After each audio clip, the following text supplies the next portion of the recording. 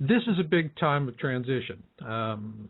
For 10 years, I've been talking to people about planning and preparation and just trying to get their attention on it. And with 2012, Ed, turning the corner, it was, what do I want to do now? Because this is no longer about something that will happen in the future. This is going to be the future. And the question then is, what can I do for the greatest amount of effect? And I'm in a service to others role, and so are you. And I'm just really, frankly, sick to death of feeding fear. What about you? Exactly the same feeling.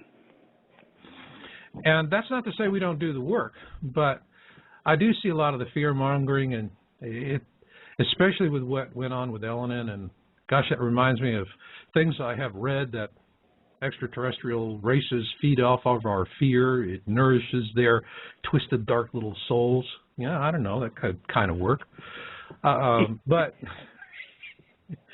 you know, the feeding the fear nonsense is, for me, it's come to a screeching halt. I think that's the right transition. Yeah. What I really want to do is focus on the people who can make a difference. And so my thoughts really now go to the Planet X Town Hall. And that was the reason why I wanted to do this interview and the first interview of 2012 with you, because you and Barbara and Chanushka and the other folks, moderators, admins, members of the board, to me are the real family. They're the ones that I know I can do the most for, because their minds are open to new possibilities. They're not stuck in dogma and doctrine. You know, and then going in that role, though, the question is how do we move forward? Because getting your ass kicked by the elites is no fun either. No, it's not our favorite thing to do. Not our favorite thing to do. Going into it, just out of curiosity, because we've got our segments we pre-recorded, and just so my listeners understand, I do this now because, frankly, it's a way to end run the tampering that we have on this show all too often. I'm sure those of you who've been steady listeners have heard how many times we've come under attack. And the thing about it is a pre-recorded segment, once I hit the play button, it's just going to go. And that's it. And they can take me off completely, and that's actually happened. I've lost my control panel, my connections have been severed, but that darn little file, like an Energizer Bunny, bing-a-da-bing-a-da-bing-a-da-bing, keeps on going. I love that. And so it's this game of cat and mouse. But we'll get into this first one. Before we get into the first segment, you got any advanced thoughts on that, Ed? I just hope the people enjoy it. As I think we're turning a corner, and the people should be interested in this. Absolutely. Now, for those of you in the chat room, we'll be monitoring, so if you have questions, throw them out there. Be polite, nothing nasty, nothing crude. You know, as I always say, hey, cowboy, this is my saloon. Hang your six-shooter next to the door, and you be nice to Miss Kitty, or you will leave the premises feet first. Be a good cowboy, and you'll have yourself a hell of a good time. And that's the truth. So with that, heck with it. Let's just get the ball rolling, get right into segment one, and as we do, I'll be available to take calls. For those of you who got questions for me and Ed, we'll be at the break. And the guest call-in number is 818-495-6962. That's 818-495-6962. And again, we'll be looking in the chat room for questions. Enjoy, y'all. Well, Ed, it's been some time now with Comet Elenin, and the story has pretty much faded out of view, but we were on this for several months, and we did just brilliant research on it. And I think, in my personal opinion, we achieved some real results with Comet Elenin. One was, first off, we gave people a way to look at the information objectively, which was really important, because there was so much fear and hysteria, but also we were partially validated in certain respects on predictions that we made. And third, I think the one thing that we did that probably annoyed elites the most was that we gave our listeners a soft landing so that they could rationally and objectively balance the concerns with what was actually going to happen. And you were a key player in that. So overall, as you look back on Comet Elenin, because I think this is a really recent and key thing to look at for many different reasons. What do you believe that we did, we achieved, and what we proved? Well, first, let me say hello to everyone. And I think that we showed the good sense of just showing the possibilities of what this object could have done. If it had stayed intact, and the Torah code said it was not going to stay intact, and that it was going to break up like pieces, or into pieces, and it did.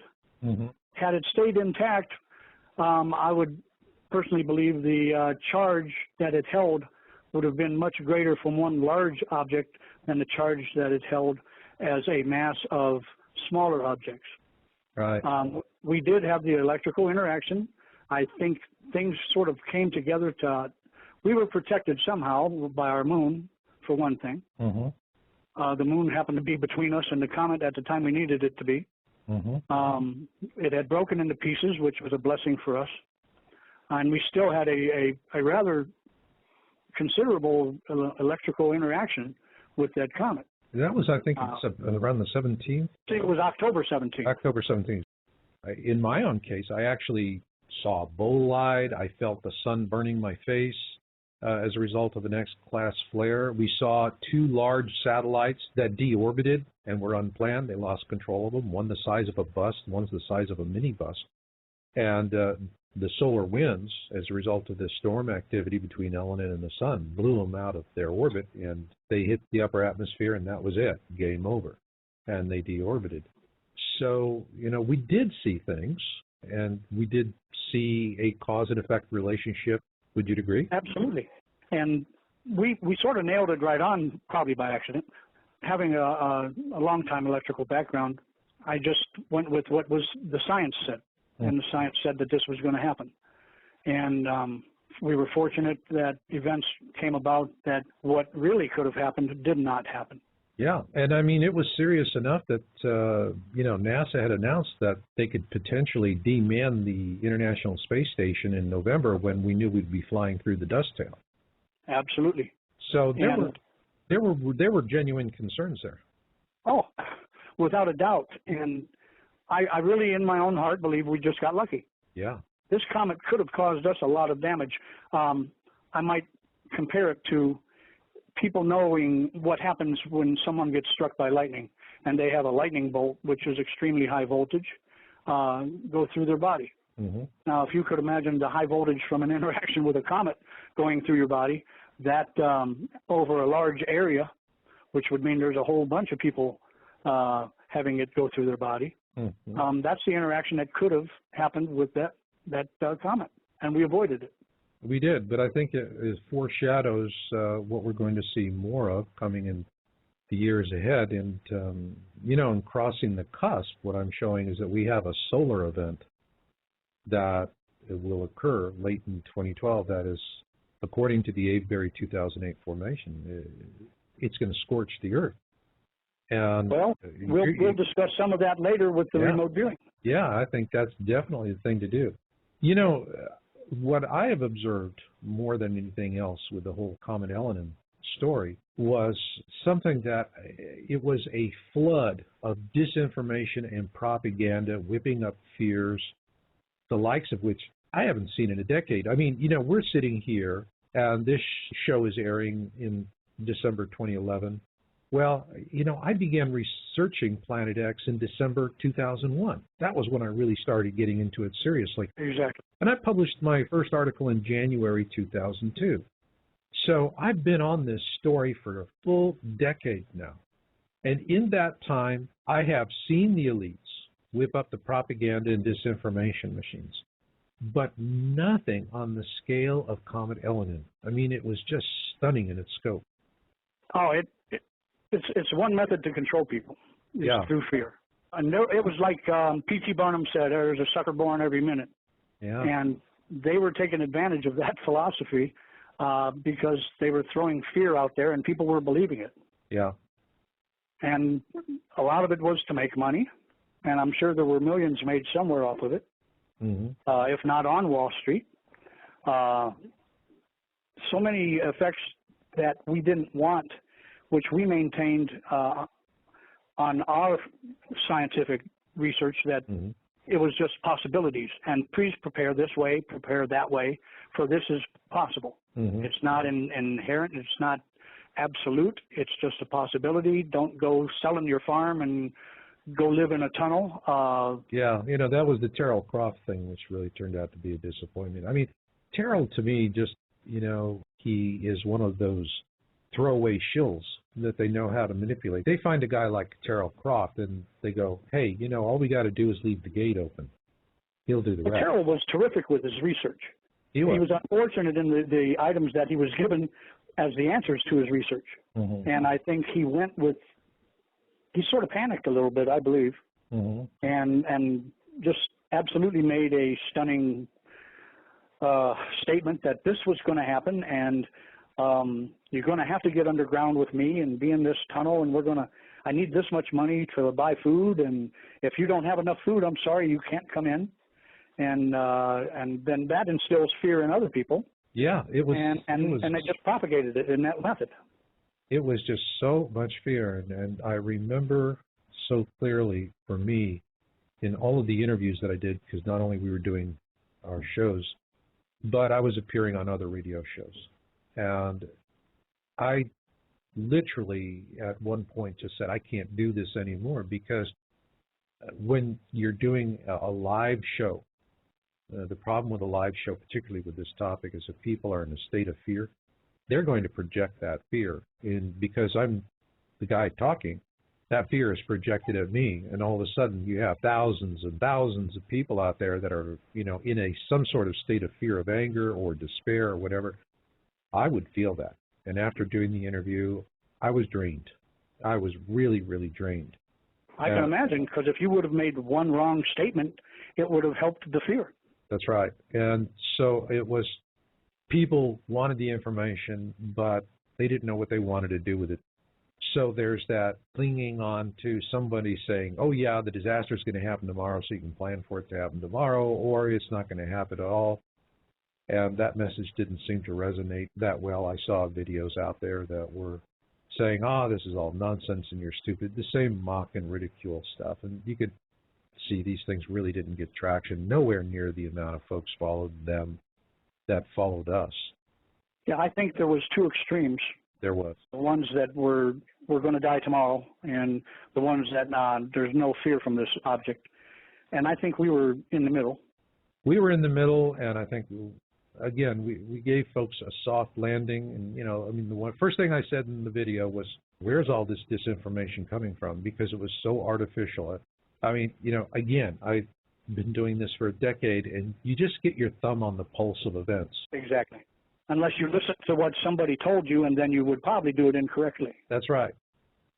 There was this real clear pattern of drawing people into a highly charged state of fear, but I think this was done principally by the elites with a very specific goal in mind, which was to gather up all of this growing interest, because what I saw through 2008 and then going into 2009 was a tremendous resurgence in interest in Planet X and 2012 topics. Then, you know, along comes Comet Elenin, and wow, what a great way to go harvest up all this interest out there and run it down a rabbit hole. Exactly. And that was the whole aim of it, and they were largely successful in it. In some places, it didn't make a dent. Planet X Town Hall is still ever as active as it always has been, and it is continuing to grow. And we've had so many people thank us and thank us for, even on the phone calls we received during the radio shows. Yeah.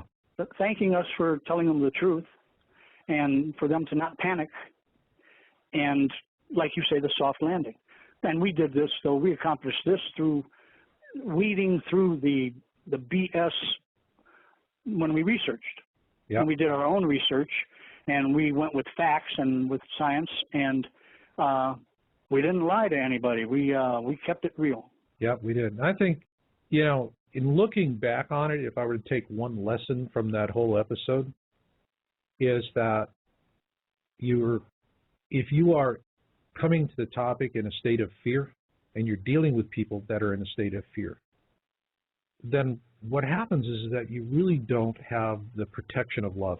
which is very, very powerful, very insulating. You're in a loving state. You're in a malice-free state, which is important. We'll talk more about this later. And for me, the lesson of Comet Elenin is that these things are going to happen, these what I call propaganda panics. Sideshows. Sideshows. I mean, that's what they're really doing and trying to stir people and kill interest in a topic, and they did to a very large extent. Although over the years, I've seen them do this, and the topic just comes back. It's something that has legs. It's persistent. They can't kill it. They're just trying to control it. It's no more different than treating cancer with chemotherapy and hoping it doesn't, come back to haunt you a few years later down the road. Right. But it does. All right. And that's the case with this topic. It's not going to let go. They're just simply throttling it and killing interest, humiliating people, making them feel stupid for opening their minds to awareness. That was the whole point of it. Well, they have numbed the public. They numbed them. Yeah. By doing the fear tactic. Now they're sort of numbed about anything that could happen right now. That's right. But then when something really big happens, those cobwebs are going to get swept away. And I know that just simply because that is what I have seen happen in the past. They can kill interest in the topic until something really big happens. Say a La Palma eruption, a major devastation somewhere, and this is going to happen. The trends are there. People are going to be jumping back in. The problem is that when they jump back in, they've lost all of this time to prepare and to make ready because they've been manipulated. So to me, what the elites are really doing is they're just simply taking a eugenics view of this. People who do not see it coming and who are not prepared for it are the most likely to die. Oh, absolutely. And I do believe that there are going to be so many that do come to us, but it'll probably be a little late. It'll be late. And what we're trying to really accomplish at this point in time is the people that have prepared not to let their guard down and unprepare. I agree. To stay prepared. I agree. And I also think that there's even a bigger thing here at stake. And in our next segment, that's what I want to get into it, because I believe the time has come for those who are planning to survive the tribulation to focus on the bigger issue. That is, how the meek inherit the earth. And we'll get into that in our next segment. Okay, I can do that. Well, hey, that one, we got the show off to a good start there, Ed, don't you think? Hey, you made it look or sound pretty.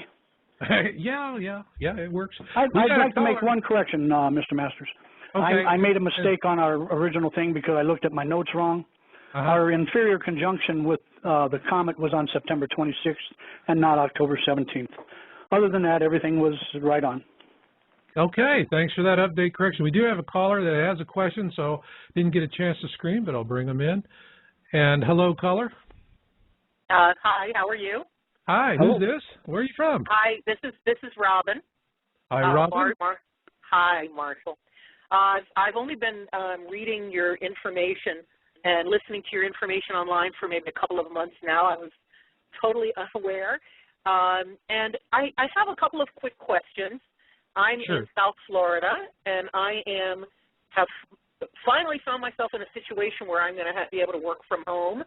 And so I'm considering getting out of South Florida, but I have to stay in Florida. Any suggestions on where? Yeah, I got one question first, though, for you. You came into awareness kind of shortly. For most of us, it's like getting slapped in the face with a dead salmon. You just stand there spitting scales wondering what happened. Did that size it up for you? Yeah, I just, and it's the craziest thing. It all started when I was helping my Boy Scout son find, he had to do a report on a speech for Boy Scouts for a citizenship badge that he's working on, and it started out with looking for a speech from Kennedy, and it went from there. So first I went through all of the, what's his name, Alex, forgot his name now. I went through all of his stuff, and then I came to this. So I just, I can move. I'm at the situation where I can move and buy upstate. I know that there is a nuclear plant up in upstate state on the west coast, and then the other nuclear plant is down south of Miami on the east coast. So obviously I have to avoid that. It's a narrow state. I have to stay middle of the state. Am I kind of right, north of Okeechobee? Okay. Well, yeah, I think I think both Ed and I will answer that. And first thing I have to say is I love your awareness story. You're the first person I've ever heard that found awareness on this topic by doing a Boy Scout merit badge. Yeah. Someone like that needs to be helped.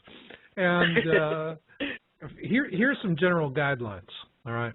Yeah. First off, with Florida, any coastal areas are a bone to be chewed, all right? And the further you get inland, the better.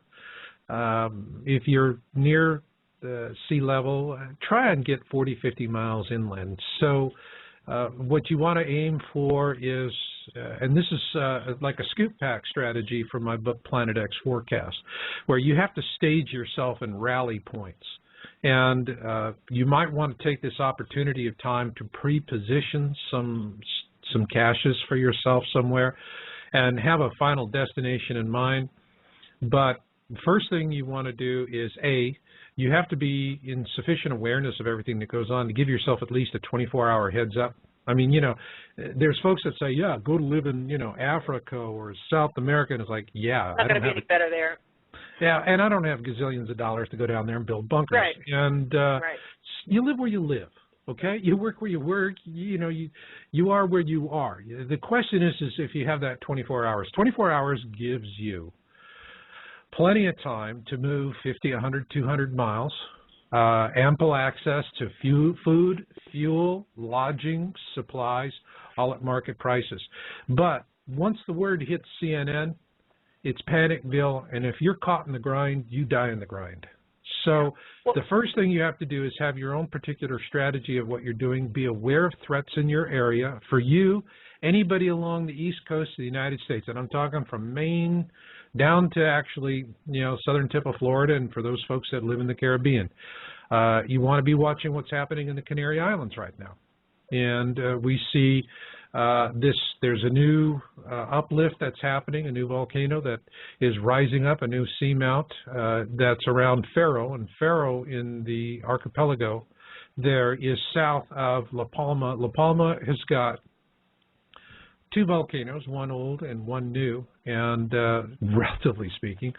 And if that thing pops off, then its western flank could unlodge, and that would send a horrific wall of water that would just inundate the east coast of the United States from the tip of Florida to the tip of Maine, period. And so far, how far inland, though? It could go, well, it depends on the estimates, but the wave height is anywhere, depending on who you're talking to, from 100 to 300 feet high, which you would want to, you know, at least be 40 miles inland. You know, think back to the Sumatra superquake and tsunami. Go look at that footage. Right. And or look what happened in Japan. Double that devastation. And if you are planning for that as your initial cushion, that's an initial place. But again, you want to have a way that you can fall back. So if you're, you know, as you're heading, generally what you're looking for is get away from coastal areas with a combination of distance and height from sea level. All right. Right. Now, yeah, Florida, though, all of Florida is there's only a couple of little places that are more than 150 feet above sea level. Yeah. Well, you know, I don't recall anything called a mountain in Florida. But yeah. They just have a little rough. Thicker dirt.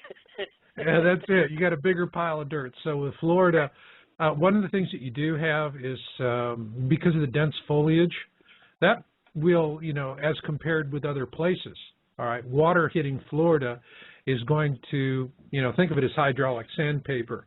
Yeah, but Florida's got a tremendous amount of vegetation. That's going to pull a lot of energy out of it. Slow it down. That's going to It'll slow it down. Whereas a tsunami hitting somewhere else, like, you know, Los Angeles, for example, I mean, whew, you know, something hit there, it's gone. But your main thing is awareness and keeping your tank tanked up. You should have a scoop pack in your car. You need to be able to, what's a scoop pack? A scoot pack is, in Planet X Forecast and 2012 Survival Guide, what we're talking about is a scoot pack is essentially you have a 3 to 5 day supply of whatever on your back. You're going to have, you know, basic things to get you through. You're going to have clothing. You're going to have gear. Clothes, food, water. Yeah, those kind of things which you can carry on your back, and a lot of people underestimate that. You know, usually for a scoot pack, I think 20 to 30 pounds, depending on your weight, your physical condition, what you can do. If you're, you know, one of the things that's really important is gather your stuff now while it's still affordable, but take it out and wear it, walk it, test it.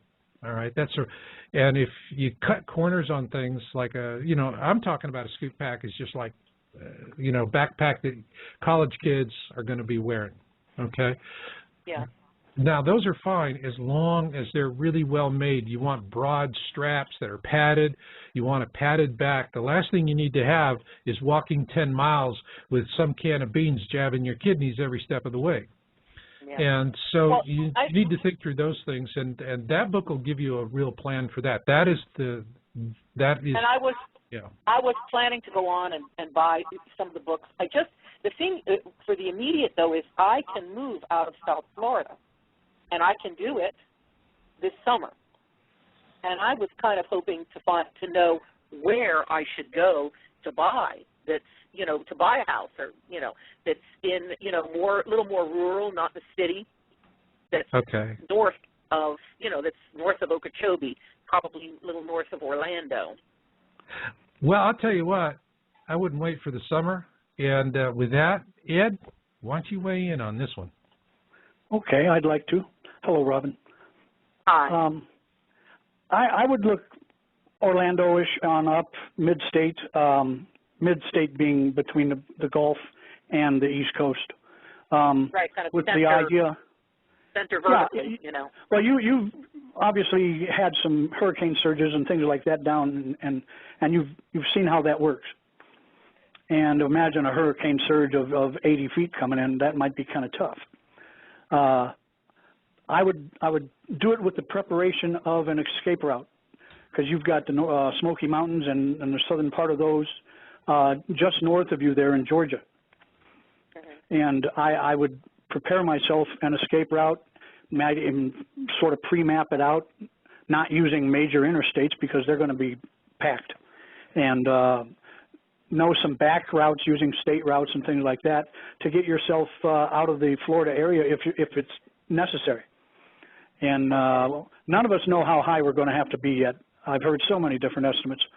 All I can say is the higher we can get, the better off we'll be. And even I have I'm about 700 feet up, and I have an escape route to try to get me a couple thousand feet up. And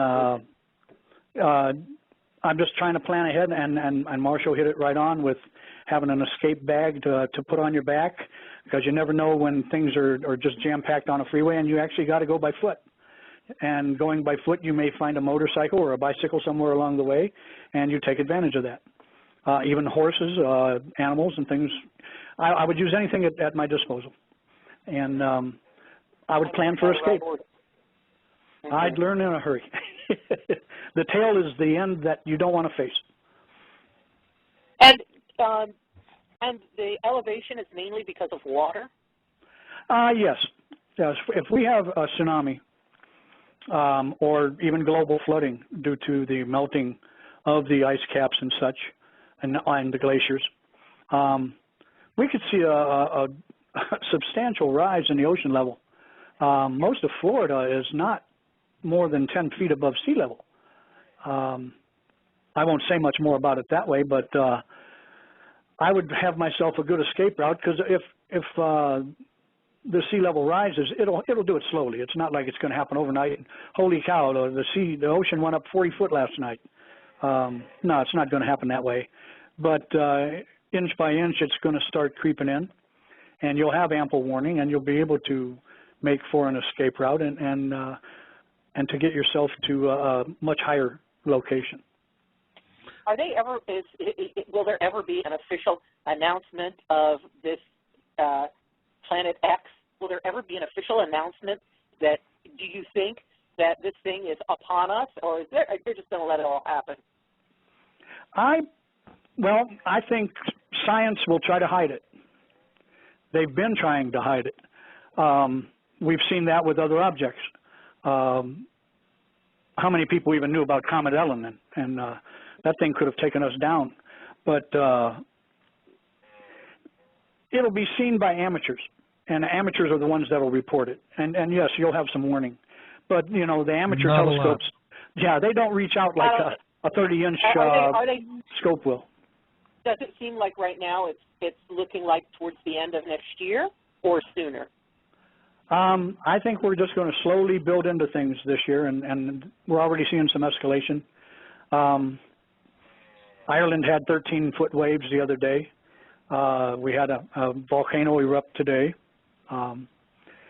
We were just constantly seeing things happen. I got to remember where it was. I think it was in Indonesia. You know, but then again, they have them go off over there all the time. Yeah, these reports just come in so fast. Yeah, and is Nibiru, is it within the Jupiter orbit yet, or it's still outside of Jupiter orbit? Well, there are two trains of thought on what it is. If it's one of the satellites of the brown dwarf, because we're just like 100% sure that we're a binary star system. Right, right. If Nibiru turns out to be one of the satellites of the dwarf star, then we're going to have a heck of a time seeing it until it's close. And that would put it within the orbit of Jupiter at this time. Normal speed for something like that would be about 45 million miles every month or two. So I always say about a half AU a month. An astronomical unit, by the way, folks, is the distance, approximate distance from Earth to the Sun. Yeah, I was getting ahead of myself. Thank you, Marshall. Oh, you're welcome. Well, you know me, I'm a nitpick for lexicon. I sometimes get carried away with myself here. But if it's the brown dwarf, you'll have plenty of warning on that, except it may be faster moving. So even though we'll see it from a farther distance, it'll be traveling faster, and it may virtually be about the same thing. Yeah. So about how much more advanced warning would you say? I'm thinking we're going to have maybe a month. Okay. About that. You know, what I can tell you is that my philosophy at this point is, yeah, amateur astronomers could see it in advance of a month's warning. But folks, think about what happened during the BP oil spill. I mean, we had CNN going on every cotton picking night, you know, and saying, hey, we can't get there. BP goons are blocking us, and they have authorization from the feds. And so what we saw was a real-time whitewash of a major event, one where there was enough Corexit that was sprayed that it actually stalled the Gulf current for a while, and which I reported on my site. So they can have a real-time cover-up of this. And also, you know, this object is coming up from the south. In my book, Crossing the Cusp, I give you a very exact trajectory for Planet X and exactly when we're going to see it, which will be the end of next year. Towards the end, actually, it'll be before the solstice. And all of this is laid out in the book meticulously, frame by frame, based on the Berry 2008 formation, which was an amazing thing, the size of nearly 4 soccer fields that have materialized over a period of 2 days in one part and then the other. So on a more practical basis, I call it the 7 by 35 threshold. And 7 by 35 is the most popular size of binoculars people have. It's really affordable. We use them for going to sporting events, bird watching, and whatever. There's just oodles of these things laying around. So when we get to the point where folks can stand out in their backyards with a pair of 7 by 35 binoculars, that's about the time they'll start talking about it, and not a day sooner. And what will happen before that will be what we saw with the BP oil spills, that the government and the goons are just simply going to saddle up and suppress anything coming out. And yeah, there'll be a few YouTube videos, but, you know, statistically speaking, folks, those of us that are in awareness, in terms of our numbers relative to 7 billion souls on the planet, is we're a speck of dust on the tuchus of a flea, on the tuchus of a dog, on the tuchus of an elephant being eaten by a dinosaur. Does that put it in perspective? So it's up to you and where you're going to go with it. And with that, I've really enjoyed taking this call. We're going to move on into the next session. And for those of you, if we have some interesting questions. There was in the chat room, there was something there, a link from one of the folks to a paranormal site about Obama denying the existence of UFOs. It's like, yeah, so what? Change my train of thought now. There you go. Thank you so much. Thank you, Robin. Okay, take care. Bye-bye. Okay, Rob. And with that, Ed, let's rock and roll in. If we have something here from the second, I'm looking just fast at the chat room. No, we don't have. Okay, with that, let us rock and roll. Well, Ed, in this segment, I really want to focus on what those who are planning to survive the tribulation need to be thinking about as the larger transcendent issue. I've been immersed in this topic now for a full 10 years, and that really gives you a perspective of time. I think that when I look back on all of this, I think one of the most critical things is integrity. It's the one thing that seems to transcend the propaganda, disinformation, and lies of the elites, and it's out there. And interestingly enough, the person I learned that from was Nancy Leader of Zeta Talk. She's been consistent. She's been consistent, and yeah, we disagree with her on certain things, and she's been on my show several times.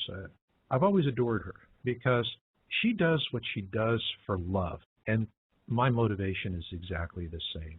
I do what I do for love. Neither of you have given in, and that's the big plus. That's the big plus. And when I look back on the non-event of 2003, and that's the reason why I can say that with Comet Ellen, and this was a very artificial, hyped up fear event, and it was a panic stampede, and it was an intentional PTB panic stampede. Was when I look back at 2003 for listeners, you might see this mentioned somewhere. Usually NASA is the one that takes in their quips and their attacks, you go back to 2003. And the guy that really generated that was Mark Hazelwood, wrote a book called Blindsided. And all he really did was he was in Nancy Leader's groups, and he lifted her material and plagiarized it, took her book and directly plagiarized it. Nancy even sent me a copy of the letter her attorney had sent to him with a cease and desist demand. And the bottom line was he knew that even though he had stolen her material, she'd have to come up with $20,000, $30,000 in advance for litigation against somebody that, fine, get a judgment, and now you got to go collect it. And so Nancy just gave up on pushing it. It was economically beyond her reach. But with 2003, there was this forecast that in June of that year, we would see Planet X in the sky very clearly, and the guacamole would hit the fan, as I like to say, and it didn't happen that way. And I saw interest in the topic crash. But I will say that even with as much activity as we've had with the Comet Ellen story this year, it was half of that, of the blindsided Hazelwood story with Nancy Leader of 2003. And I remember the fear so clearly. We were reading letters, people were writing to us, emails, and they're trying to sound rational and in control of what's happening. And in between the lines, the fear was oozing out everywhere. And it just was disheartening, and we did our best to deal with it, and we reported accurately. We did an exclusive interview with Zachariah Sitchin, who was alive at that time, and he actually approached me to do the interview, and because we were saying, no, this is not happening in 2003, and he agreed the same thing, and we just published an article to say that. Well, after the 2003 event in August, the whole topic of Planet X was DOA, and Nancy today is as popular as she was in 2003 before the non-event, if not more so, because of her integrity. She was always honest, upfront about who she was. She shared her stuff. She didn't try and manipulate people. Mark Hazelwood was doing that. Well, Hazelwood now is a footnote. He's toast. I don't think that most of the people out there even recognize the name. And when you do hear it today, it's kind of like, oh, yeah, him. You know that she maintained her truth and kept telling her truth, which you've done. And I've been very happy to be a small part of it and maintaining that integrity here in the recent couple years. And I'd like to thank you for that. Well, thank you. And I appreciate everything you've done and everyone on the Planet X Town Hall has done. And I'm just so glad that the community is giving comfort to people who are in awareness? Well, I truly believe that the people on the town hall, the people that have watched the videos, and have been awakened, as we term it, I believe they've been chosen, and that's why they've come to us, and other places also that give integrity a good name. Yeah, I believe they've been chosen people, and which is why we don't have the multitudes. That's right. And they're the ones that we've got to count on to be prepared, and even to prepare to help others to get through what's coming. Yes. And we all know there's something coming. That's right. We know that there's something coming, and I think you phrased the word properly with chosen. In other words, it's a matter of choice. For me, it's something that people are chosen because that's what they chose to do before they incarnated. Before they came to this world, they incarnated. You know, it was interesting. I was doing all the research for Crossing the Cusp, Surviving the Edgar Casey Pole Shift. We were working with numerous sensitives and entities, incarnated, unincarnated, and extraterrestrial, over an 18-month period of time. We had a very strong protocol. No one voice is omnipotent. Somebody says, I am the only voice of God. We go, you be the only voice somewhere else. You got that right. You know, that's it. Boy, you know, it's like you hit the exit door real fast. The second thing was that we really focused on trends as opposed to specifics because it is subjective. So what we were looking for, what are the recurring themes that keep popping up? That I call them the beating drums, if you will. And then the third thing was that we used cross-reference questions to make sure that we didn't have what I call sensitive filtering, because the guides, when you're channeling them, they're brutally honest. I mean, they don't pull the punches. They're going to answer and they're going to show things. And this was a problem that we had with our sensitives, because they would be seeing the future and it would be so depressive for them that I knew that at a certain point I had to pull the plug before that person went any further so that they could just ease out of it and put it out of mind. If you can't handle the answer, don't ask the question. Absolutely. Except the problem was is all of them felt that they knew they could ask the question. They knew they could get the answer. But they didn't expect to see the things that they saw. And they saw terrible things. And, you know, so that was a real problem for them. But the recurring thump, tom-toms, if you will, that we were hearing was that, first off, there's a huge amount of interest in what's happening on Earth right now, all throughout the galaxy, all right? That there's many other entities, whether they're incarnated, unincarnated, or extraterrestrial. And it was interesting, the dialogues we have with the three were different personalities, different view of things, different essence. With the extraterrestrial races we came across, there was always this recurring warning. It didn't matter who we were contacting, that we were really coming to a point where we would have to make a decision, which is perfectly illustrated by the Hopi prophecy rock, which says we're either going to take a path of evolution and harmony, and it's going to be good, or we're going to keep going this path, we're going to wind up not doing very well, and we're going to meet a short end. What the guides were really saying to us, in essence, and this was again and again and again, all the way across the board, all kinds of entities, is that what's coming in the future is our future for humanity. It's our evolved future. It's the end result of this transhuman process that we're going through right now. But that the elites, they're not in that future. They can't exist in that future, only if they bluff their way into it. So right now I see us in this vicious game of 7-card stud, and they're bluffing and just simply raising the ante so that everyone else is wondering whether they should just fold their hand, which is what they did to Occupy Wall Street. They really trashed that movement, and very effectively. If they prevail, if they are able to project their current power into the post-historic world after the tribulation, then we're doomed to countless generations of slavery. The Earth is going to be hopelessly exploited and destroyed. Our planet is going to be ravaged. And finally, we'll get our freedom once there's really nothing left for anyone of interest. And we were told this by other extraterrestrial races that had gone through that and made a bad decision and trying to say, please don't do what we did. Don't be foolish like us. And so that, to me, is always stuck in my mind as saying, okay, at one level, it's, are we saving ourselves as individuals and our loved ones, which is what we talked about for 10 years. But on another level, and on a larger level, you have to say, well, to what end? Where's this all going to go? What's the purpose of enduring all of this grief? Well, The purpose is to ensure our destiny, to bring about that millennium of peace and compassion that we're promised by prophecy. It's ours by right, but rightfully it's ours to lose as well. And that, for me, is really now the essence. And I know this is a smaller audience of people, but in my heart of hearts, this to me is where the battle is. What about you? Everybody has a choice.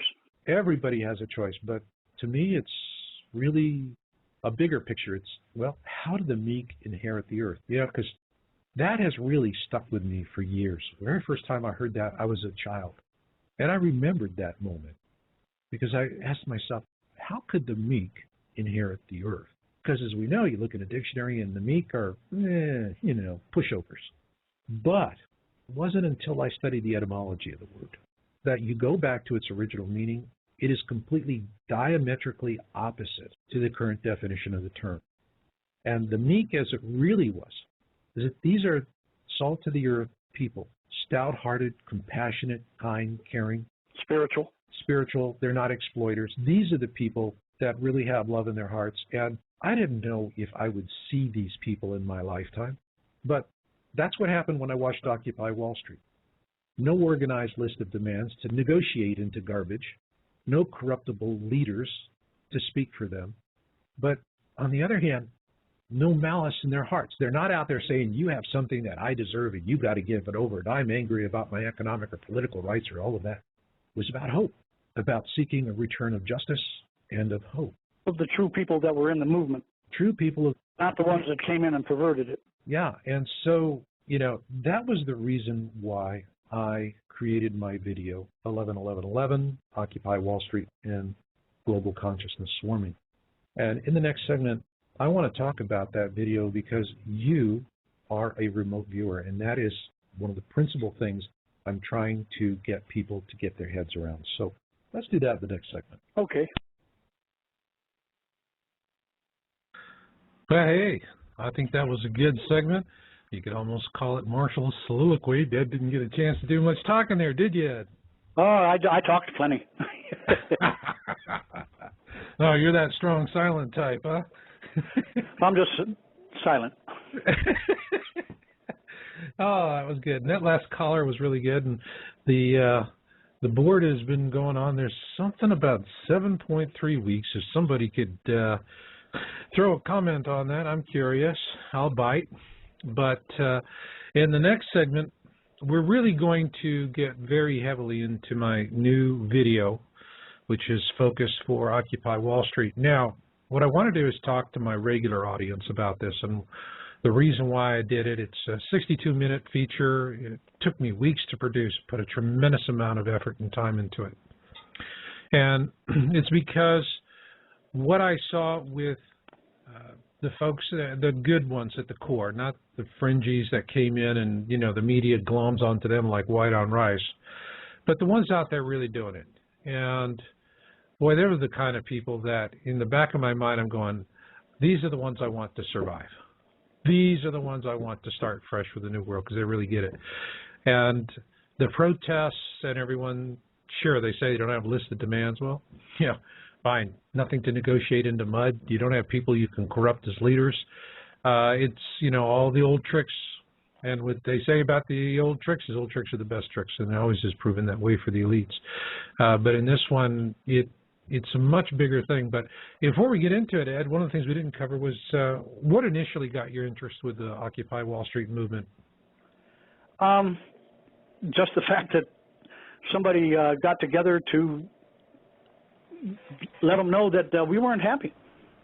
And maybe finally they're not going to get away with murder all the time.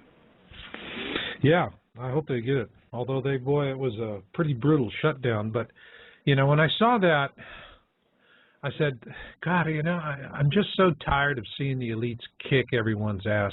I get my ass kicked. They do all kinds of stuff to me. You want to see what they're doing to me? Go look at all my books on Amazon. Amazon is trashing me. I've been singled out. My books are always in stock. They say 3 weeks. My book descriptions have been trashed. I've written them about it, and they just said, hey, we have a right to be mean, and that's what we're going to do. So again, it's one of those, where are you going to go with it? This is just the life we chose, and this is what we have to deal with.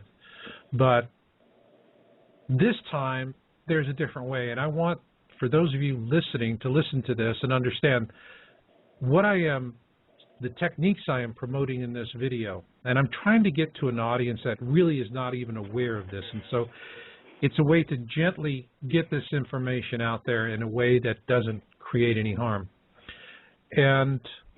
But for the rest of you who are thinking about 2012 and what happens on, on the backside, these techniques of remote viewing and intention vortices are effective. They can work, and I know an intention vortice. In other words, you're focusing attention, you're projecting a thought into somebody else's mind.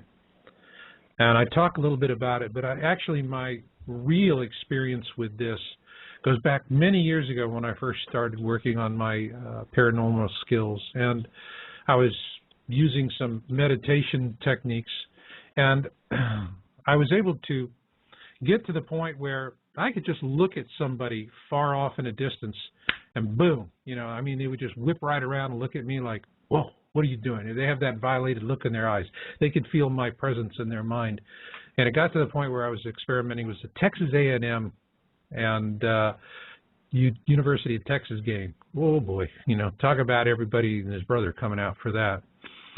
And I sat there, and I had a pair of binoculars, my own 7x35s, and I just decided to do an experiment. And I would look at people on the other side of the stadium, far up in the bleachers, to where I could barely make out their face with my eyes, but with a binocular I could see them fine. And I would just pick somebody out that was looking away, looking to one side or the other, and I would focus my sight on them. And it was just amazing. Women, very sensitive. Boy, they spot that stuff. They feel it. They sense it. Whip right around. Next thing I know, I got somebody looking right down the barrel of my binoculars with that get the hell out of my mind look on their face, and that's putting it lightly. Guys, same thing. It just took longer for most of them. They're kind of not as sensitive to it as women, but all of them were sensitive to it. It just took longer to project that intention. After that, it took me a few weeks, actually a few months, to detrain myself because it really got to be disruptive in my life. So I know what you can do by projecting an intention, just focusing your mind on somebody else if you've had the right training and preparation. And what I'm saying in the video is, hey, if we're out on the streets, they're kicking our ass. But if you're sitting here in a living room, they don't know where you're at. And you can kick their ass. And so with that, well, let's learn how to do a little bit of elite butt whooping. What I was really seeing with the Occupy Wall Street movement was how easy it is for the elites to crush a noble movement like that. I think that at this point, they've whipped it pretty bad. Yeah, they're ineffective now. They're ineffective, and I don't know that they can reorganize, although I would hope that they can, and that the movement will resurge because, as I explained earlier in the show, I saw how the Planet X 2012 topic resurged after elitist suppression. And my hope is that Occupy Wall Street could come back in a part 2. If they do, we'd have to maintain them not getting perverted again by either hired thugs or individuals that don't have the movement as their best interest in heart. Yeah. The folks in the core of the movement really had the right beat on it. And what happens is that the elites will inject a bunch of destructive folks in there that give them a pretext for their heavy-handed techniques. And so they were easy for the picking. They were just easy for the picking. They're trying to use physical assets. Mm-hmm. And the powers that be have more physical assets than they do. Yeah. They didn't really stand much of a chance. They really didn't. And it was when I heard Nancy Pelosi say, well, now you guys got to start, raising cash, and I'm thinking, mm-hmm. That just sounds like somebody saying, hey, you need to drink the Kool-Aid. I have to agree. That, to me, just was not the way to go because I see a better way to do this. And in my book, Crossing the Cusp, Surviving the Edgar Casey Pole Shift, I talk about a technique called intention vortex, which we could actually use to mitigate the consequences of a space threat scenario. And that was the whole point of it. But what I wanted for them to have was a way to counter the elites, that there was no defense for the elites to employ against it. That takes the physical realm out of it. Takes the physical realm out of it to go virtual. And I will be honest, in there, I'm really revealing, I think, some very powerful information, but I went to very great pains to soften it and to stage it so that the usual attacks, people laugh at me for putting Oprah Winfrey in there as saying, she's an example of responsible wealth. Well, I put her in there because how am I talking class warfare if I'm saying we need more Oprah Winfreys, right? Well, we would center our energies on attacking her. Mm-hmm. The real crux of it comes in later on where I start talking about remote viewing and intention vortices.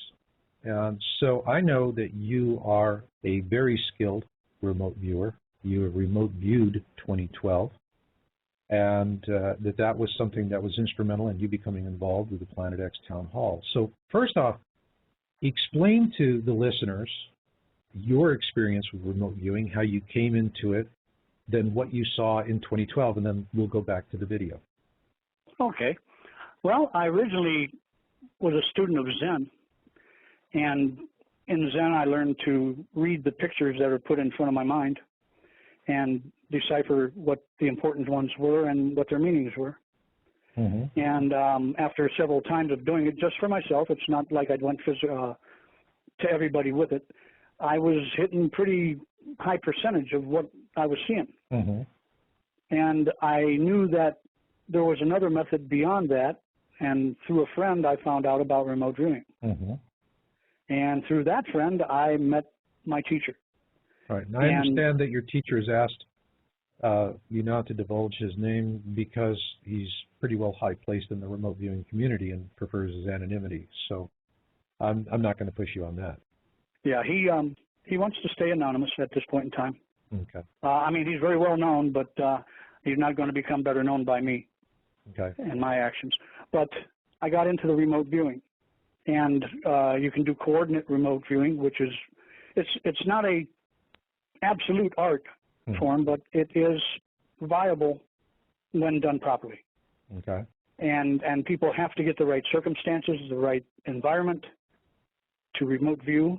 And everybody out there has the same tools as my teacher, myself, and any other remote viewer.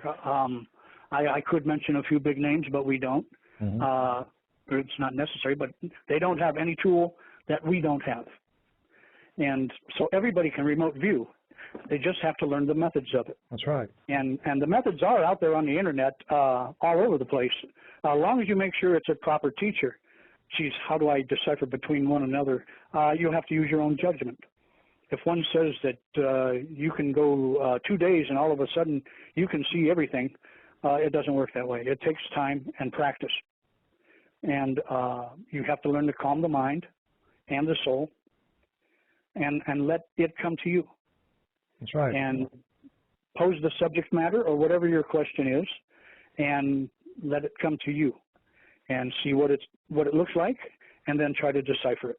Well, that was the thing about remote viewing that appealed to me for this in terms of how the meek inherit the earth and how we do not see our destiny stolen from us, is that with remote viewing, it's a way to challenge the elites and the powers that be from the convenience of your own living room with complete anonymity. I've never told anybody what I've really seen by remote viewing 2012. Okay. Because I always know there's a possibility I'm wrong, and the possibility is there that we can change it. That's right. That's right, and I agree. But it's interesting in terms of what you're saying. It harkens me back to an interview I heard on Coast to Coast with Nuri and Ed Dames, famous remote viewing instructor. And Nuri had him on, and Ed was really sounding down. And he's going, how come you're so down? And he says, because I see so much evil in the world. And when Ed Dames said that, I melted inside because I know exactly what he's seeing. I see it too, and it's heartbreaking because the evil is just oozing up, and it's reckless now. It's so crazy. And Nuri's going, well, what about this? And Ed's going, we're screwed. What about that? We're screwed. What about this other thing? Oh, we're screwed there too. So finally, Nuri's, hey, throw me a bone here. Is there any good news? And Dames goes, yeah, we're not going to have a global nuclear war because ZTs are going to intervene and prevent that from happening. Otherwise, everything else is, forget it, we're screwed. But it was the depression in Ed's voice, because I've heard his interviews over the years, and always was kind of sharp and cocky and sure of himself. And this was a man that was seeing things that was breaking his heart. And he's seeing things in 2012 that breaks his heart. What are you seeing that broke your heart? I might have seen the same things he sees, but my attitude and the way I decipher it might be totally different. Okay. He sees the negative side of it. I see the positive side. Mm-hmm. The love and the spiritual abilities of these people. Mm-hmm. We wouldn't get, I'm not confirming what he saw. Okay. But if we were to have an alien intervention, there's a reason for that, and it's not because we're evil. Mm-hmm. And I don't believe the evil ones would be a part and partake of it. Okay. And it's everything you look at, you've got a positive side and a negative side. I try to look at the positive. If there's 10 bad people, that's the way it is. But if there's one good one, then that's the one you concentrate on. Right. And that's basically what you've done over the years is go to the people that are awakened and not concentrate on the ones that aren't. Yeah. I've tried to help everybody that I can, and I will say this video was a very substantial effort on my part, because I needed to move now to the transcendent issue, because I am in it for the species, and that means I want to see the meek inherit the earth. I mean, in this particular reality right now, the PTB, the elites, they own it, and nothing's going to take it away from them. I feel that where the meek have the advantage, and to make it true, is they are spiritual. And I don't believe the powers that be are spiritual, so that is the meek advantage in that situation. But only if they understand that. Yes. That was the whole point of my entire video. Really trying to tell people, look, you got the power to sit in your living room and kick their ass. Absolutely. And there's nothing the PTB can do about it. And then again, I'm not interested in getting tens of millions of people to watch it. I'm interested in getting out to the people that are resolved to make a difference. And that's the people you must get to. That's right. And that's the one you will. Uh-huh. And so it's a much smaller audience. From an economic and business standpoint, it's a stupid thing to do. You don't go from a larger audience to a smaller audience, but that's not your purpose. It's not my purpose.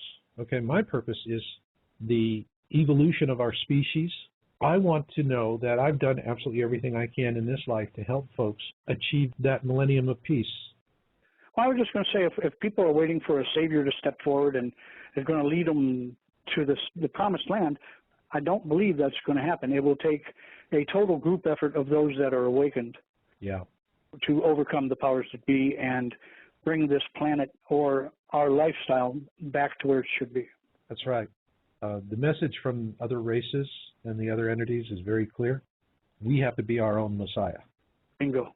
With that in mind, because I remember something Ed Dames said was that when it came to 2012 and the disasters of 2012, he said it's like, for remote viewers in general, 2012 is a blank space in what they can see. They can't see into it. I think a good reason for that is you have to have a very powerful spiritual love-based focus to look into that slice of time. And I know you have it. So you may be right, you may be wrong, and you may have something that we know that we need to change. But what have you seen in terms of physical events in 2012? Well, like I say, it's not an exact science, but what I've seen has been mentioned by science, and you and I have sort of discussed it previously, and you know what I've seen. I know that our sun's going to flip its wig. We are going to have the superactive sun cycle that has been theorized, and we're going to pay the price for it unless we can do something to get beyond it. Well, that's exactly what I show in my book, Crossing the Cusp, that in December of 2012, according to the Avebury 2008 formation, the sun is going to become so violent, its corona will expand out to the orbit of Venus. And if that happens, we're roasted. The people that are 2 miles underground will have to somehow fight their way through a melted crust to come back up. Yeah. And that's not going to happen. And for those of us on top, it's a different thing. But interestingly enough, the deep underground military bases, time and again, we were told by guides, amongst the various different sensitives that we channeled through, is that they're not going to do any better in their underground bases than we're going to do on the surface. No, we're going to need an intervention of some kind. So it is, you know, however that plays out, it's a tough thing. But I think right now my focus is I want to see the meek inherit the earth. I want to know that I've done something with others to see that that happens. And I don't want people to take unnecessary risks. And I sure don't want to see them humiliated and mocked and ridiculed like I've seen the Occupy Wall Street movement. Well, every movement that would come out is people doing physical things. Physical things. Even if it's just holding a sign. And that can be countered by the powers that be with other people doing physical things and making them look bad. So what I'm going to do is I'm going to play a little bit from the video. This was a report in the early 70s. It was issued by the Defense Department with an assessment of remote viewing. And then when we finish listening to that, I would like for you to just, you know, give me your thoughts as to how those apply and what is possible and what is not possible based on what is known about remote viewing today, as opposed to when this list was, I think, in 71 or 72. So here we go. You know, that is the list of 4 items as I have them in the video. Now what I want to do is go through them point by point with you, and you tell me what you know about remote viewing today that coincides or confirms with this document from the early 70s. Starting with A, to know the contents of top secret U.S. documents. Well, that was the original intention of the program. It's a group remote viewing project, it was, for the military, probably still is. The idea was to remote view documents and plans and to report this information so that they could be a step ahead. Okay. And there was no way they could be detected. And they've been successful in that. Right. And that was the original intent of the program. My teacher was a part of that program. Okay. Now, what I'd like the listeners to understand is that I have used remote viewing services over the years to help forward our research, but I am not a remote viewer myself. I intend to learn this skill at depth, but I have been using other forms of paranormal inquiry, channeling, and so forth. And so this is another skill, and there are many different skills. Well, there are many paths up the mountain. Yeah, there are many paths up the mountain. So the one I focused on was B, to mold the thoughts of key U.S. military and civilian leaders at a distance. And historically, is there evidence to back up that concern? That can be done. It takes a group effort. You more or less have to target who you're wanting to affect, but that developed out of the program. Okay. I think I had mentioned to you that you don't really think that one of our soldiers just walked up on Saddam Hussein in that hole. We might have known where he was so that he could walk up to that hole. And they might have even told Saddam what to do beforehand. But that was part of the program. It caused the instant death. That's sort of like the movie They Were Staring at Goats. Yeah, Men Are Staring at Goats, and I showed that in there. And that was the point at which actually the movie ends, is that the remote viewers themselves derailed this Machiavellian program because it ran counter to who they were. They felt that they had really brought a great sin upon themselves, even just by killing a goat. But, you know, the question is it feasible? Are there remote viewers that are actually doing this? Well, the program did break up. The absolute reason I'm not sure of. Okay. I do know the program disassembled, but then it was reassembled. And it is probably still a viable program today. But you can bet that other countries have learned how to do this program also. Okay. So we're not the only team in the game. But in order to really do something like C, to cause the instant death of a U.S. official at distance, you're having to approach this from the standpoint of malice. You have an intention to do harm. And it's not going to be just one individual that can do it. So it needs a group of people with malice. The more people, the more effective. The more effective. And so the swarming aspect of the methodology that I'm presenting in the video is exactly what's necessary. And then there was D, to disable at a distance U.S. military equipment of all types, including spacecraft. That seemed to be a push for me. Well, I'm not sure about that one. There's no, how you say, spiritual or psychic pathway into a machine. Okay. And I'm not sure about controlling equipment in a physical sense. There's no path in. I have never. That now you're touching on telekinesis, right? Which is a totally different art. Okay. So then going back to B, which is really just about changing people's minds, their self-perception, which is what I'm talking about in the video. If enough folks out there, and we don't need millions of people, we don't even need thousands of people, Nope, but you don't even need hundreds. You don't even need hundreds. And so developing a swarm of individuals who use the remote viewing to locate a candidate, and then they're projecting a loving intention, which in this case, in the video I'm saying is greed is not good, greed is a disease, keeping it simple. As a remote viewer, do you find that to be something you would subscribe to as a tactic? That is a viable thought to place in somebody's mind. Okay. Actually, it's a viable thought to put in everybody's mind. Yeah, it really is. So, bottom line, it will work. Yes. The question is, will enough people come together to do it? We will find out the hard way. We will. Well, I think that'll be in 2012. I do believe so, if not shortly after. Shortly after. And but this is being my last interview of 2011. As 2012 comes into it, I sure hope enough people find a new interest in January and look at this and say, you know what, instead of running the gauntlet and letting the elites beat the hell out of us, let's all just sit in our living rooms and give them hell.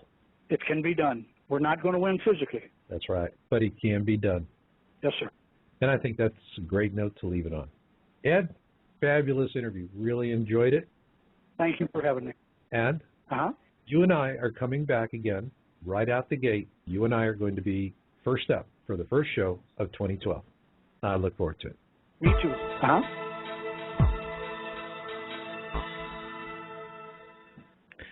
Well, hey, Ed, that was a fun interview, wasn't it? Yes, it was. It was well worth the effort. Yeah, and we've got some interesting, here's some comments here. Jeff was really sizing up the two possibilities. Yeah, I like it. You're underground, you get crushed. You're above ground, you get burned. Yeah, if you're going to be letting someone else do your thinking for you, Jeff. That is the whole point of everything Ed and I are doing here. And what do you think, Ed? Well, perhaps my physical body will. Yeah. Well, you know, it's interesting. Jeff has also said, not everyone who survives is going to be a spiritual life raft. Not everyone who perishes will be deserving. You can take the good with the bad and hope you have enough common sense and enough sixth sense to sort out the uglies from the beauties. Jeff, you're very, very well along in your thinking.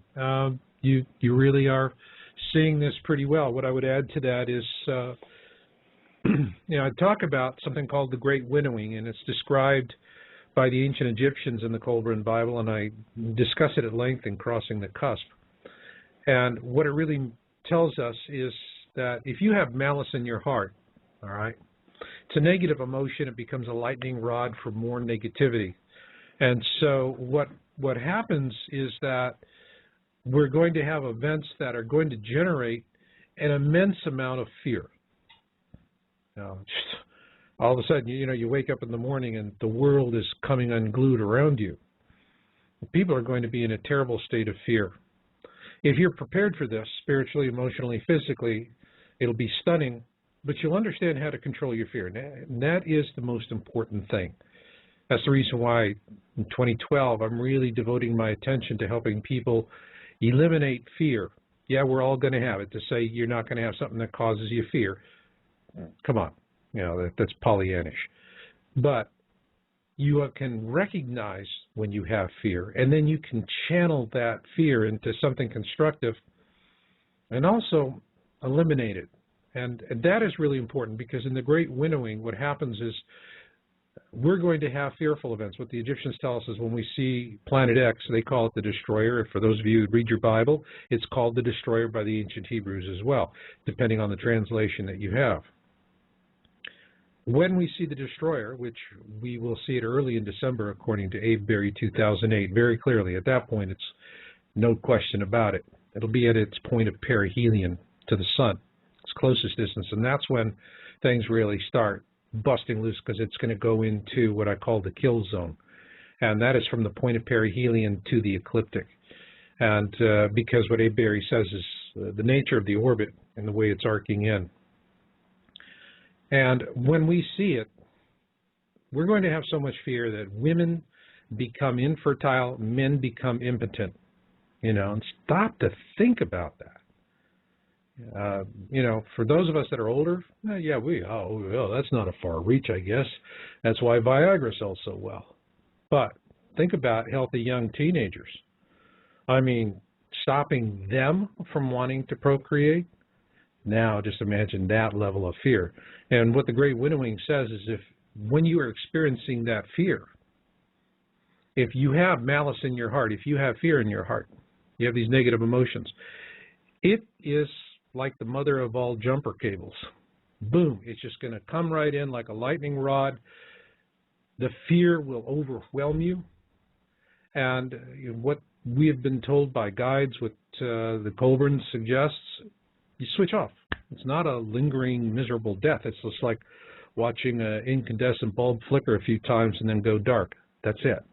And that's how a lot of people are taking it. It will be the single largest cause of death, will be the Great Winnowing.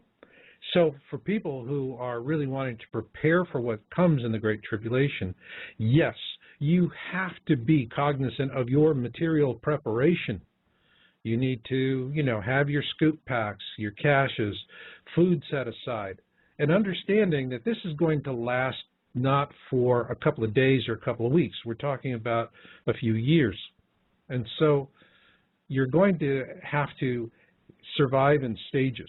You may be stationary at first, but then at some point you're going to have to strap it on and go find sustenance and go find life wherever it can be. You're going to have to forage. You're going to have to look. You're going to have to go where you haven't gone before. And here's another thing that really just whacks people, is that they're so used to having cell phones, televisions, and all of this. Big solar storm, that's it. All of our electronics are toast. We are back to line of sight. We're back to before the telegraph. And you've got to be able to then, how do you project your senses beyond the physical line of sight, beyond what you can hear normally or smell? This is where you have to cleanse your soul of hate. I don't care how you do it. You find your method that does it. But if you have malice, you have an expectation of evil to come on somebody else, you've got a lightning rod that's going to pull this generic fear into you, and it's going to kill you. That fast, folks. That fast.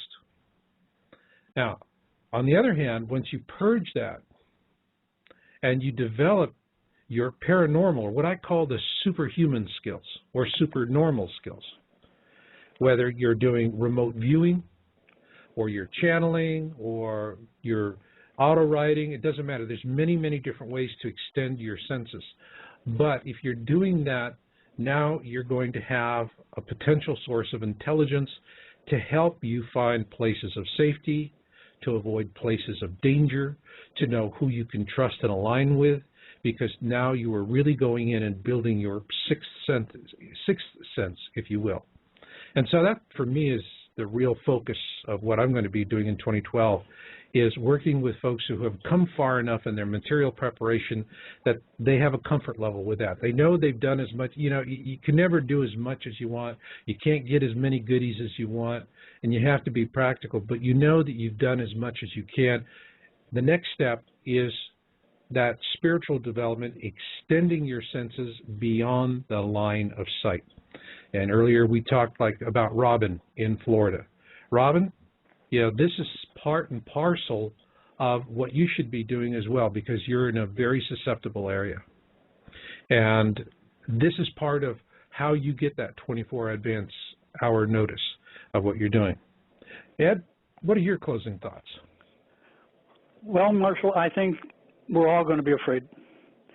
But the ones that know how to overcome that fear are going to do it spiritually.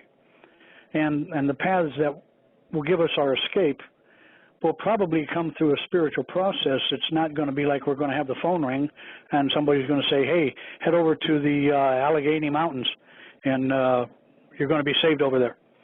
No, I truthfully believe from remote viewing, I know the messages come. And the way people will receive them are not going to be through the physical world.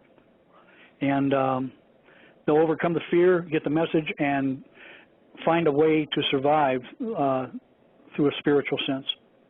Right. And also, here's another aspect. It's not only extending your senses, freeing yourself of fear that pulls fear into you. And folks, it has nothing to do with you're a good person or bad person. You're judged. You prayed enough in church, passed the basket, whatever. No. I mean, I have to be honest. I hope it doesn't insult anybody. But when I look at the modern faiths, I see a bunch of institutions. Not one of them has ever proven they can survive a global catastrophe. And two, they're so wrapped in dogma and doctrine that people are taught not to think for themselves. I mean, how many of you out there, let me ask you, have you said or you've heard somebody else say, well, that's an interesting idea. I'm going to talk to my minister about that. Instead of just saying, that's an interesting idea. I'm going to go double check your facts on my own. That's part of being a spiritual thinker. That's what Ed is. That's what I am, is that we just pursue the truth wherever it leads you. And so by doing this, you will enhance your survival capabilities. But also another thing that I see coming up through all of this is we are going to have contact on a formal level. I mean, this is, there's enough evidence out there to put O.J. in death row 50 times over on UFOs. But, it's always, they're able to dodge it and make it something that it's not. However, when we do start making formal contact, and that is going to happen, your sixth sense is going to be very, very important to you, because species that will want to manipulate us are going to be looking to material thinkers because they're much easier to deal with due to their own dogma and doctrine and expectations derived out of that. Spiritual thinkers are going to avoid because spiritual thinkers think for themselves. And that's pretty much my wrap on it for this evening. Ed, I'm going to give it to you. You got some stuff you want to throw into the hat? Well, you covered it pretty well, Marshall. I'd just like to say this was a lot of fun, and it was some work, but we had fun doing this, and it's a message I felt that we needed to get across.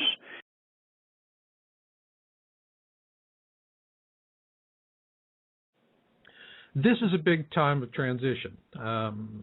For 10 years, I've been talking to people about planning and preparation and just trying to get their attention on it. And with 2012, Ed, turning the corner, it was, what do I want to do now? Because this is no longer about something that will happen in the future. This is going to be the future. And the question then is, what can I do for the greatest amount of effect? And I'm in a service to others role, and so are you. And I'm just really, frankly, sick to death of feeding fear. What about you? Exactly the same feeling. And that's not to say we don't do the work, but I do see a lot of the fear-mongering, and especially with what went on with Elenin, and gosh, that reminds me of things I have read that extraterrestrial races feed off of our fear. It nourishes their twisted, dark little souls. Yeah, I don't know, that could kind of work. But, the feeding the fear nonsense is, for me, it's come to a screeching halt. I think that's the right transition. Yeah. What I really want to do is focus on the people who can make a difference. And so my thoughts really now go to the Planet X Town Hall. And that was the reason why I wanted to do this interview and the first interview of 2012 with you, because you and Barbara and Janushka and the other folks, moderators, admins, members of the board, to me are the real family. They're the ones that I know I can do the most for, because their minds are open to new possibilities. They're not stuck in dogma and doctrine. And then going in that role, though, the question is how do we move forward? Because getting your ass kicked by the elites is no fun either. No, it's not our favorite thing to do. Not our favorite thing to do. Going into it, just out of curiosity, because we've got our segments we pre-recorded, and just so my listeners understand, I do this now because, frankly, it's a way to end run the tampering that we have on this show all too often. I'm sure those of you who've been steady listeners have heard how many times we've come under attack. And the thing about it is a pre-recorded segment, once I hit the play button, it's just going to go. and that's it. And they can take me off completely, and that's actually happened. I've lost my control panel, my connections have been severed, but that darn little file, like an Energizer bunny, bing-a-da-bing-a-da-bing-a-da-bing, keeps on going. I love that. And so it's this game of cat and mouse. But we'll get into this first one. Before we get into the first segment, you got any advanced thoughts on that, Ed? I just hope that people enjoy it. As I think we're turning a corner, and the people should be interested in this. Absolutely. Now, for those of you in the chat room, we'll be monitoring, so if you have questions, throw them out there. Be polite, nothing nasty, nothing crude. You know, as I always say, hey, cowboy, this is my saloon. Hang your 6-shooter next to the door, and you be nice to Miss Kitty, or you will leave the premises feet first. Be a good cowboy, and you'll have yourself a hell of a good time. And that's the truth. So with that, heck with it. Let's just get the ball rolling, get right into segment one, and as we do, I'll be available to take calls. For those of you who got questions for me and Ed, we'll be at the break. And the guest call-in number is 818-495-6962. That's 818-495-6962. And again, we'll be looking in the chat room for questions. Enjoy, y'all. Well, Ed, it's been some time now with Comet Elenin, and the story has pretty much faded out of view, but we were on this for several months. We did just brilliant research on it, and I think, in my personal opinion, we achieved some real results with Comet Elenin. One was, first off, we gave people a way to look at the information objectively, which was really important because there was so much fear and hysteria, but also we were partially validated in certain respects on predictions that we made. And third, I think the one thing that we did that probably annoyed elites the most was that we gave our listeners a soft landing so that they could rationally and objectively balance the concerns with what was actually going to happen. And you were a key player in that. So overall, as you look back on Comet Elenin, because I think this was a really recent and key thing to look at for many different reasons, what do you believe that we did, we achieved, and what we proved? Well, first, let me say hello to everyone. And I think that we showed the good sense of just showing the possibilities of what this object could have done. If it had stayed intact, and the Torah code said it was not going to stay intact, and that it was going to break up like pieces, or into pieces, and it did. Mm-hmm. Had it stayed intact, I would personally believe the charge that it held would have been much greater from one large object than the charge that it held as a mass of smaller objects. Right. We did have the electrical interaction. I think things sort of came together we were protected somehow by our moon, for one thing. Mm-hmm. The moon happened to be between us and the comet at the time we needed it to be. Mm-hmm. It had broken into pieces, which was a blessing for us. And we still had a rather considerable electrical interaction with that comet. That was, I think, around the 17th? It was October 17th. October 17th. In my own case, I actually saw a bolide. I felt the sun burning my face as a result of an X-class flare. We saw 2 large satellites that deorbited and were unplanned. They lost control of them. One the size of a bus, one's the size of a minibus. And the solar winds, as a result of this storm activity between Elenin and the sun, blew them out of their orbit, and they hit the upper atmosphere, and that was it. Game over. And they deorbited. So, we did see things, and we did see a cause and effect relationship. Would you agree? Absolutely. And we sort of nailed it right on, probably by accident. Having a long-time electrical background, I just went with what was the science said. And the science said that this was going to happen. And we were fortunate that events came about that what really could have happened did not happen. Yeah, and I mean, it was serious enough that, NASA had announced that they could potentially deman the International Space Station in November when we knew we'd be flying through the dust tail. Absolutely. So there were genuine concerns there. Oh, without a doubt. And I really, in my own heart, believe we just got lucky. Yeah. This comet could have caused us a lot of damage.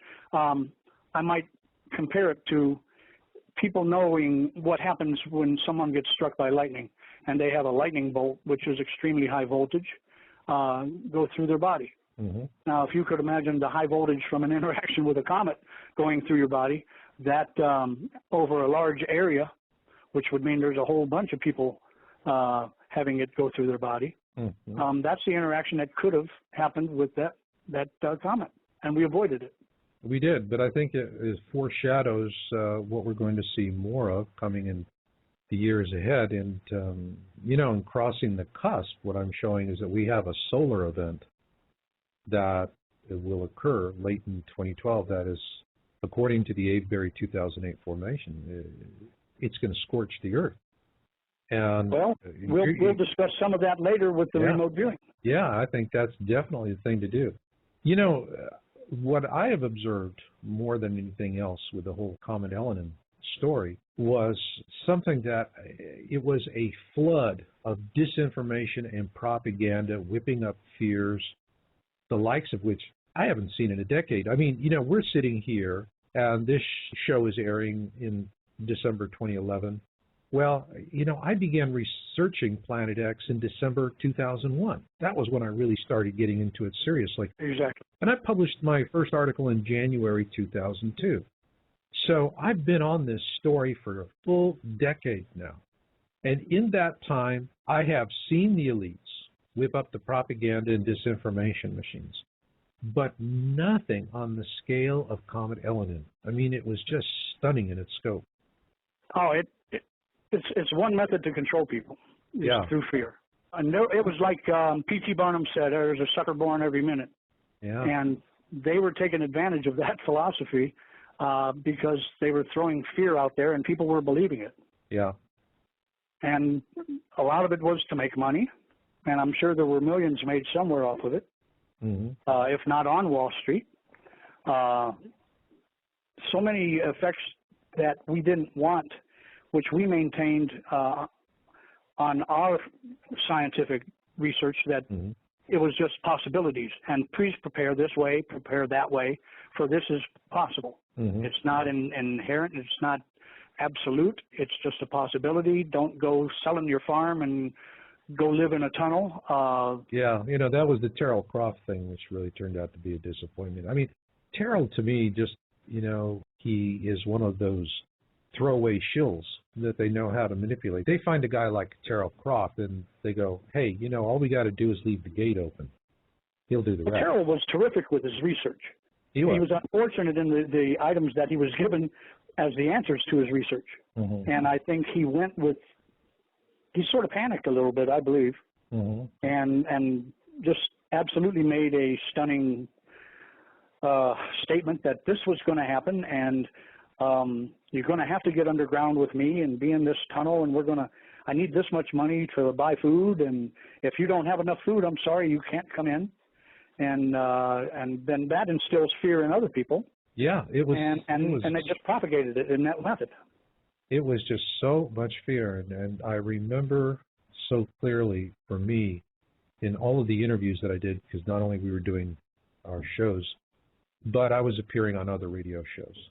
And I literally at one point just said, I can't do this anymore, because when you're doing a live show, the problem with a live show, particularly with this topic, is if people are in a state of fear, they're going to project that fear. And because I'm the guy talking, that fear is projected at me, and all of a sudden you have thousands and thousands of people out there that are, in some sort of state of fear, of anger or despair or whatever. I would feel that. And after doing the interview, I was drained. I was really, really drained. I can imagine, because if you would have made one wrong statement, it would have helped the fear. That's right. And so it was, people wanted the information, but they didn't know what they wanted to do with it. So there's that clinging on to